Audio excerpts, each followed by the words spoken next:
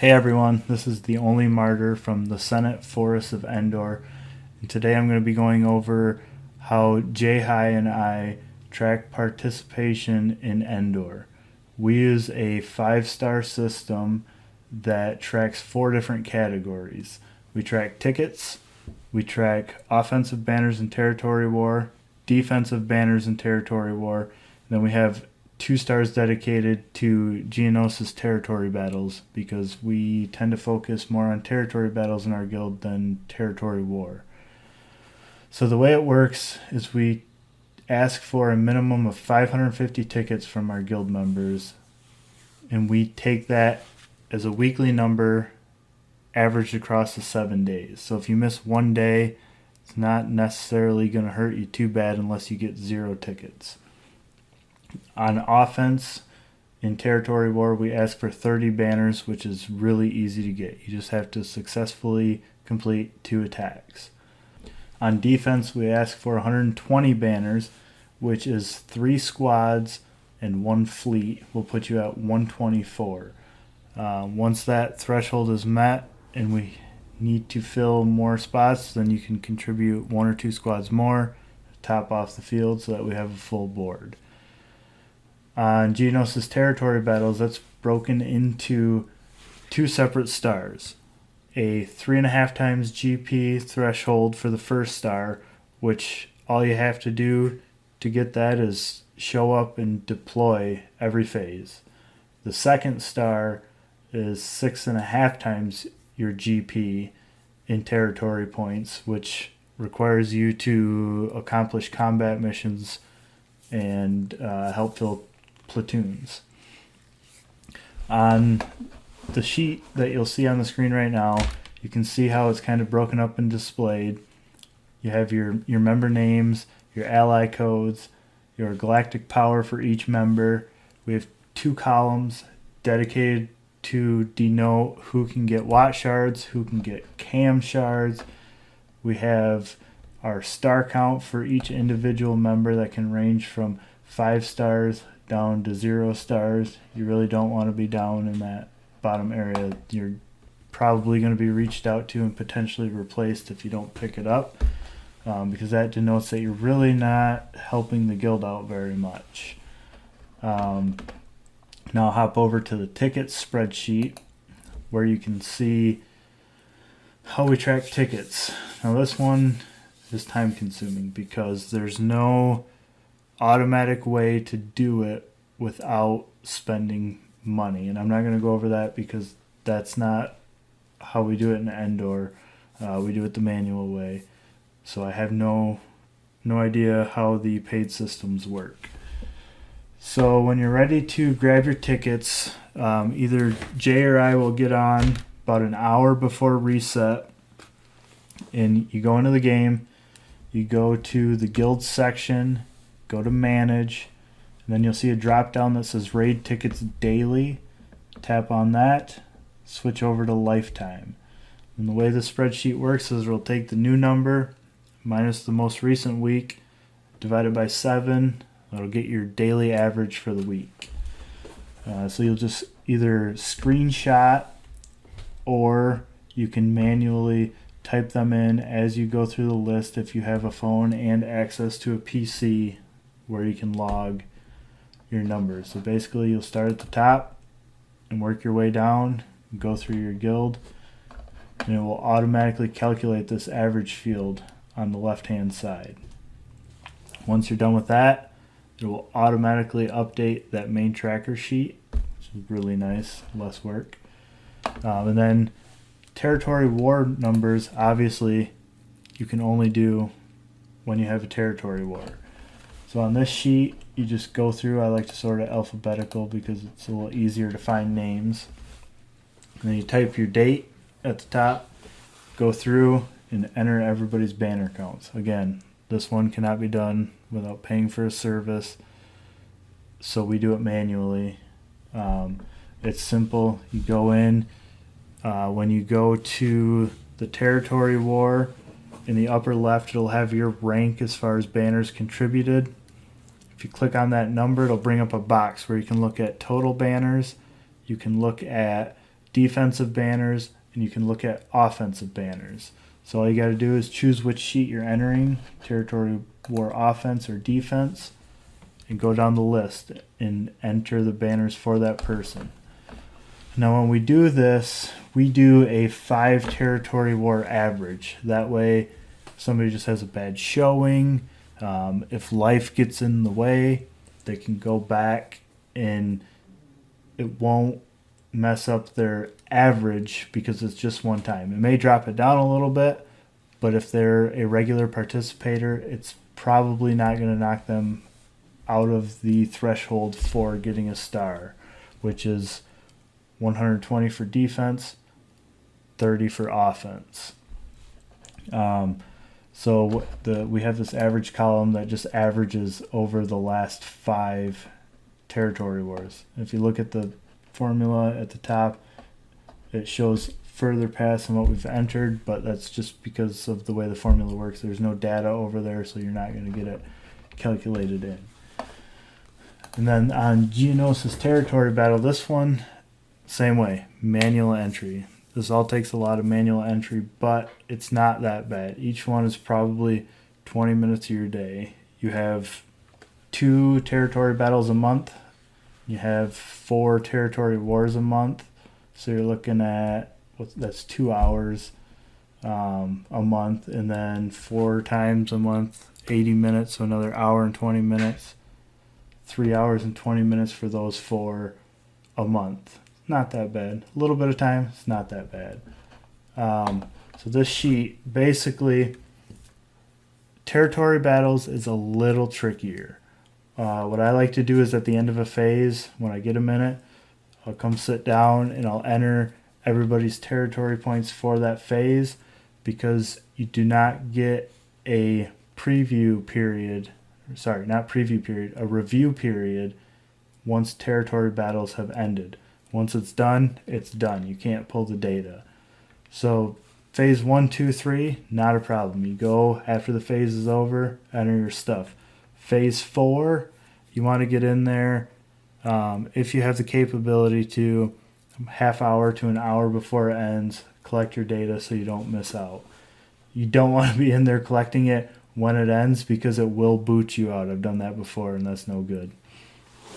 One other sheet that we track in Endor, which I like personally, this is our just general TB tracking sheet. So what we do is we go in and we enter how many millions of points we got per segment of each part of the map. This allows us to go back at a quick glance and be like, did we get that 3 stars that time on that zone?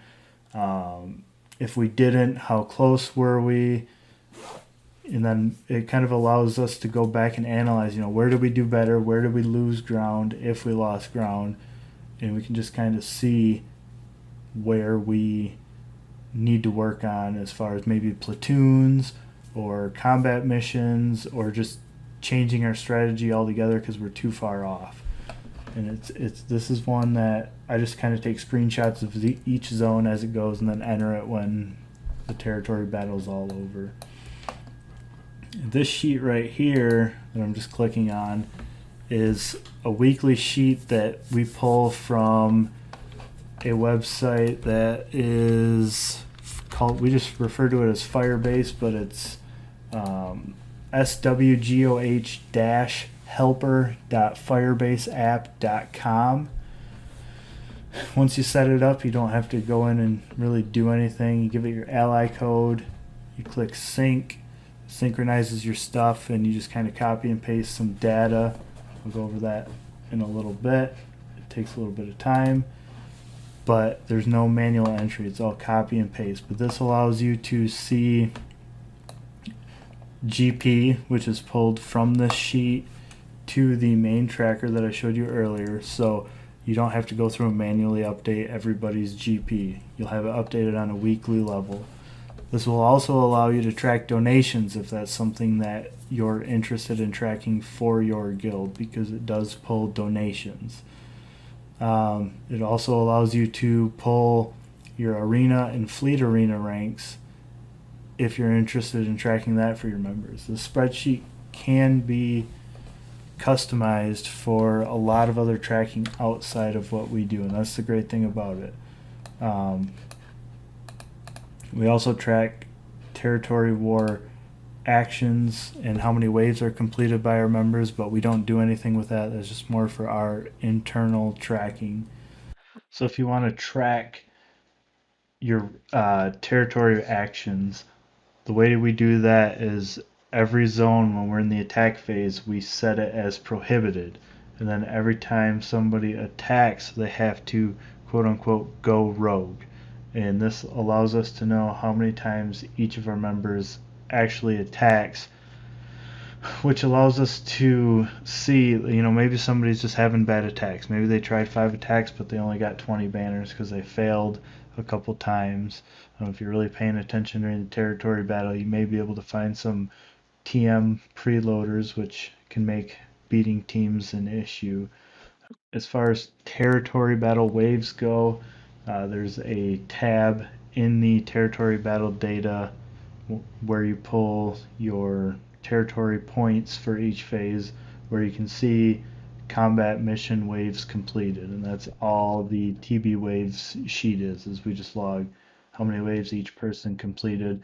Just it allows us to see progress. That's something that's nice. You can see if people are working on teams that need to be worked on so that you can progress as a guild in these things. So the nice thing about this sheet is that it's customizable. This is how we track participation for our members. This is what we feel is important as a guild. Um, Having the star system allows you to see kind of who's on board. This system may not work for a guild that's as serious as like Mandalore because they're really competitive. We consider ourselves kind of casually competitive or semi-competitive. So that allows us to be kind of lax, not necessarily lax on our tickets, but we don't ask for 600 because we know that life happens. Things can happen where you can't get in and get that 600 every day.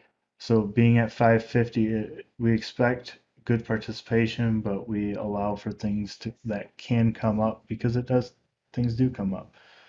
But all the other stuff that we track as far as territory war and territory battles, that all kind of comes with guild size. So if the sheet is something that you'd be interested in setting up, you can adjust these quantities with your guild size in mind. So you may not need 3 times the GP or 3.5 times the GP for a star in territory battle, or you may need more if you're doing Hoth, so there's more phases. It's all customizable, and if a Senate guild is looking to set up a spreadsheet similar to this, I'd be more than happy to help out. I can kind of make a blank template that you can use as a baseline and we can customize together.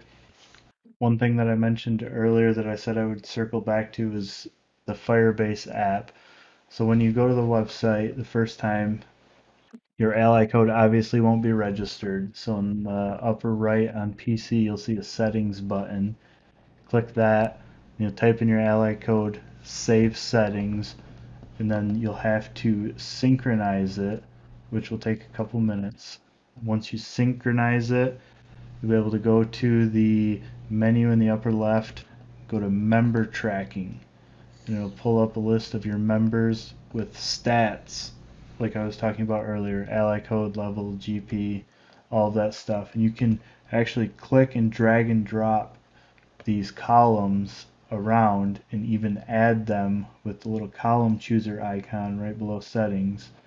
You can add in any potential items that you would like to track, and then you can pull those into the spreadsheet. You just kind of click and highlight with drag. This is a pain in the butt to do on mobile, so I choose to do it on PC. You just kind of you got to do names first and everything else second. But you just highlight it, right click, copy, go over to your sheet, paste it in, repeat the process for the remaining information. There is a little editing where you have an extra column for all but one member for some reason. So you highlight it, right click, shift everything to the left when you delete your cells. And then you can pull in that information to other trackers in the sheet. So once you have all this information entered into the spreadsheet and the data is populated, it allows you to get a picture for how participation is occurring in your guild, and you can tweak it over time. It's not set in stone once you do it. For example, we just recently bumped our expectations from at least 2 stars every week to 3 stars. So the people that are contributing 2 stars or less, or 3 stars or less now, they're reached out to and said, "Hey man, your X data as well, whether that be territory war or tickets or whatever. Can you step it up?" And that way, if we got to reach out to them more than a couple times, then it may be time to consider replacing them with somebody that is going to keep up with the expectations that we have. Because if you're not growing together as a guild, and you have the people that are taking participation seriously, and those that are just kind of along for the ride. And in this game, you got to be participating. You have to be part of the guild. If you're just trying to be an individual as a member of a guild, it's not going to work out very well for you. So, like I said earlier, if you like what you see with the spreadsheet and you're interested in trying it for your guild, just reach out to me on Discord. I'm relatively active on the Senate server, so feel free to DM me, and I'd be more than happy to help get it set up for you. One last thing I'd like to mention is that we do an Endor that our members seem to like, is we'll actually put out a image of the spreadsheet for the week so that people can see where they're ranking as far as participation goes and how they're keeping up with the rest of the guild. So that's something that our members like. Thanks for watching. See you on the holo tables.